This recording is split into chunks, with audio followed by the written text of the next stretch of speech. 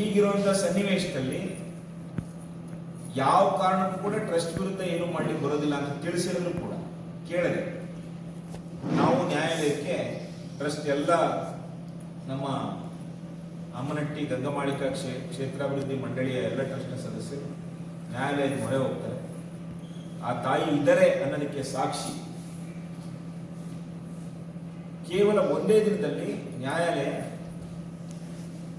ಹುಂಡಿ ಹಣವನ್ನು ಎಣಿಕೆ ಮಾಡಿ ಟ್ರಸ್ಟ್ನ ಅಕೌಂಟ್ಗೆ ಜಮೆ ಮಾಡಬೇಕು ಮತ್ತು 19-20ನೇ ತಾರೀಕು ನಡೀತಕ್ಕಂಥ ಜಾತ್ರೆಗೆ ಸಂಪೂರ್ಣವಾದಂತಹ ರಕ್ಷಣೆಯನ್ನ ಲಾ ಅಂಡ್ ಆರ್ಡರ್ ತೊಂದರೆ ಆಗದಂತ ರೀತಿಯಲ್ಲಿ, ಕಾನೂನು ಸುವ್ಯವಸ್ಥೆ ಹದಗೆಡದಂತ ರೀತಿಯಲ್ಲಿ ಸಂಪೂರ್ಣವಾದಂತಹ ರಕ್ಷಣೆ ಒದಗಿಸಬೇಕು ಅಂತೇಳಿ ಆದೇಶವನ್ನು ಮಾನ್ಯ ಕರ್ನಾಟಕ ಉಚ್ಚ ನ್ಯಾಯಾಲಯ ಮಾಡಿಕೊಡ್ತು.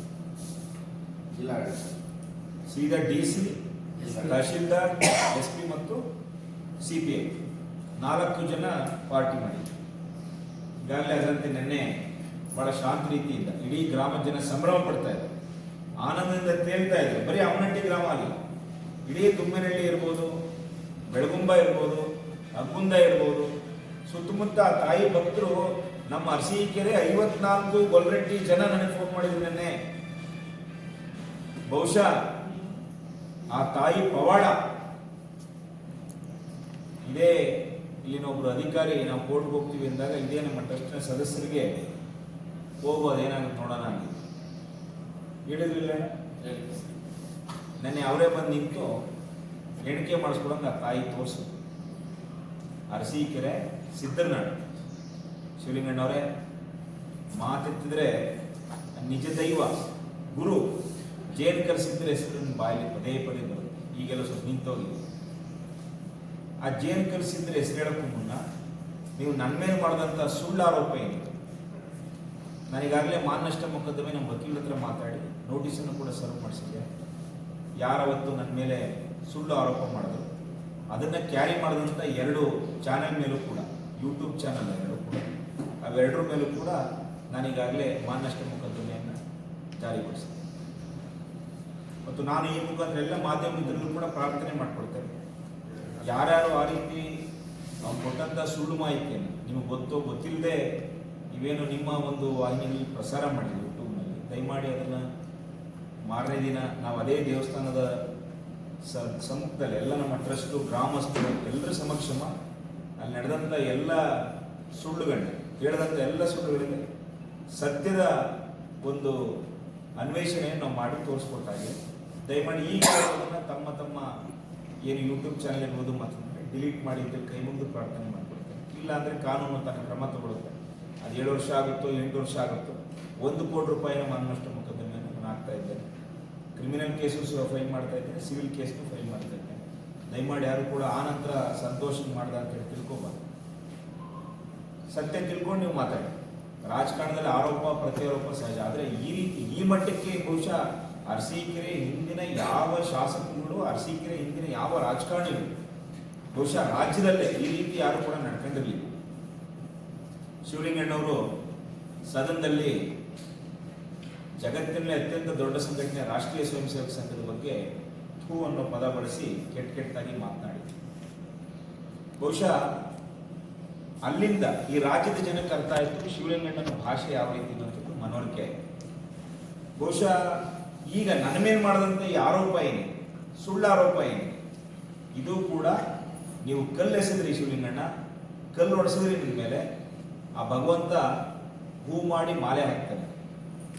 ನೀವು ಎಸ್ತಂತ ಕಲ್ಲು ಹೂವಾಯ್ತು ನನಗೆ. ಈಗ ನೀವೇನು ನನ್ನನ್ನು ಡಿಫೇಮ್ ಮಾಡಬೇಕು, ಇವನು ಗೌರವ ಹಾಳು ಮಾಡಬೇಕು, ಇವನು ಮಾನಹಾನಿ ಮಾಡಬೇಕು ಅಂತೇಳಿ ನೀವು ಪ್ರಯತ್ನ ಮಾಡಿದ್ರೆ ಆ ಪ್ರಯತ್ನವನ್ನು ದೇವರು ವಿಫಲಗೊಳಿಸಿದ.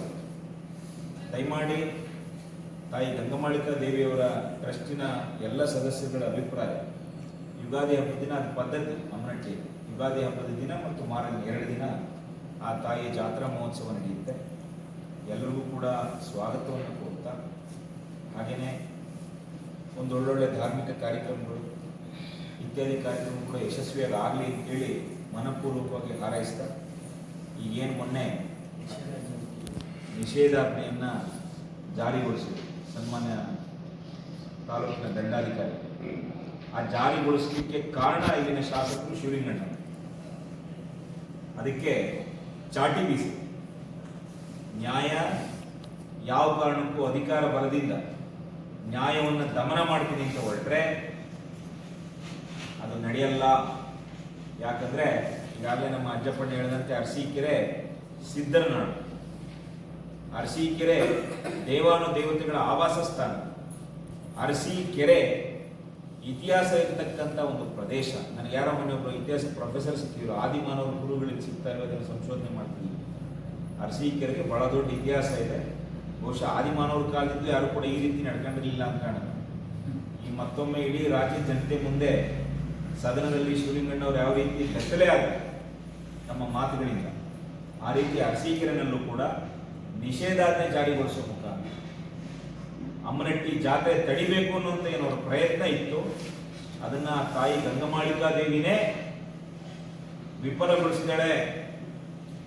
54 ಗೊಲ್ರೆಟ್ಟಿಯ ಇತರೆ ಹಿಂದುಳಿದ ವರ್ಗಗಳಿರ್ಬೋದು, ದಲಿತರಿರ್ಬೋದು, ಈಗಾಗಲೇ ನಮ್ಮ ಮುಖಂಡರುಗಳು ಹೇಳಿದಂತೆ ಅವರಿಗೆ ತೊಂದರೆ ಕೊಡುವಂಥ ಪ್ರಯತ್ನ ಸಫಲ ಆಗೋದಿಲ್ಲ. ನ್ಯಾಯ ದೇವತೆ ಕಣ್ಣಿಗೆ ಬಟ್ಟೆ ಕಟ್ಕೊಂಡಿದ್ದಾರೆ, ಪಟ್ಟಿ ಕಟ್ಕೊಂಡಿದ್ದಾರೆ ಅಂತಂದ್ರೆ ಕಣ್ಣು ಮುಚ್ಚಿಲ್ಲ. ನ್ಯಾಯ ತನ್ನ ಒಂದು ಬಲವನ್ನ, ತನ್ನ ಒಂದು ಪ್ರಭಾವವನ್ನು ಅರಸೀಕೆರೆಯಲ್ಲಿ ತೋರಿಸಿದೆ. ಇವತ್ತು ಇಡೀ ನಮ್ಮ ಅರಸೀಕೆರೆ ತಾಯಿ ಗಂಗಮಾಳಿಕಾ ದೇವಿ ಎಲ್ಲ ಸದ್ಭಕ್ತರು ಖುಷಿ ಹೆಮ್ಮೆಯಿಂದ ಜಾತ್ರಾ ಮಹೋತ್ಸವ ಆಚರಿಸಬೇಕು ಅನ್ನೋ ನಿರ್ಧಾರ ತಗೊಂಡಿದ್ದಾರೆ. ಈಗ ನೀವೇನು ನಿಷೇಧಾಜ್ಞೆ ಜಾರಿ ಮಾಡಿದ್ರಿ ಶಿವಲಿಂಗಣ್ಣವರೇ, ನಿಮ್ಮ ನಿಷೇಧಾಜ್ಞೆ ಅಥವಾ ನಿಮ್ಮ ಜಾತ್ರೆ ನಿಲ್ಲಿಸುವಂತ ನಿಮ್ಮ ವಿಚಾರ, ನನ್ನ ಮೇಲೆ ಸುಳ್ಳಾರೋಪ ಮಾಡಬೇಕು ಅನ್ನೋಂಥ ನಿಮ್ಮ ಪ್ರಯತ್ನ, ಇದೆಲ್ಲವೂ ಕೂಡ ದೇವರ ದಯೆಯಿಂದ ನಿಮಗೆ ನಿರ್ಮಾಣ ಆಗಿದೆ. ಇನ್ನೊಂದ್ಸತಿ ಈ ರೀತಿ ಕೆಟ್ಟ ಪ್ರಯತ್ನ ನೀವು ಮಾಡಬೇಡಿ. ನಾನು ಶಿವಲಿಂಗಣ್ಣವ್ರ ಬಗ್ಗೆ ನನಗೆ ಅಪಾರವಾದ ಗೌರವ ಇದೆ. ನಾನು ಆಗ್ಲೇ ಹೇಳಿದೆ, ಅವ್ರ ಮಗನ್ನ ಅವ್ರು ಯಾವ ರೀತಿ ಪ್ರೀತಿಸ್ತಾರೋ, ಅವ್ರ ಮಗನ ಅವ್ರು ಯಾವ ರೀತಿ ಕಾಳಜಿ ಮಾಡ್ತಾರೆ, ಹಂಗೆ ಅರಸೀಕೆರೆ ಜನತೆ ನನ್ನನ್ನ ಮಗನಾಗಿ, ಮನೆ ಮಗನಾಗಿ ಸ್ವೀಕಾರ ಮಾಡಿದ್ದಾರೆ. ನೀವು ನನಗೆ ತೊಂದರೆ ಮಾಡೋದಕ್ಕೆ ಹೋದ್ರೆ ನನಗೂ ಹೇಳೋದು ಕೇಳೋದಿದ್ದಾರೆ ಅರಸೀಕೆರೆ. ಬಹುಶಃ ಒಂದ್ ಕಡೆ ನೀವು ಹೇಳಿದ್ರಂತೆ ಅವ್ನಿಗೆ ಯಾರು ಗಾಡ್ ಫಾದರ್ ಇಲ್ಲ, ಅವ್ನು ಯಾರು ಕಾಪಾಡ್ಕೊಳ್ಳಲ್ಲ ಅಂತೇಳಿ. ಸ್ವಾಮಿ ಶಿವಲಿಂಗಣ್ಣವರೇ, ಅರಸೀಕೆರೆ ಜನತೆನೇ ನನ್ನ ಗಾಡ್ ಫಾದರ್. ಅರಸೀಕೆರೆ ಮನೆಗಳಲ್ಲಿ ನನ್ನ ತಂದೆ ತಾಯಿದ್ದಾರೆ. ಅವರ ರಕ್ಷಣೆ ನನಗಿರೋವರೆಗೂ ನಿಮ್ಮ 100 ಪ್ರಯತ್ನಗಳು, 1000 ಪ್ರಯತ್ನಗಳು ವಿಫಲವಾಗ್ತವೆ ಅಂತೇಳಿ ಹೆಮ್ಮೆಯಿಂದ ಎದೆತಟ್ಟಿ ಹೇಳ್ಕೊಳ್ಬಲ್ಲೆ.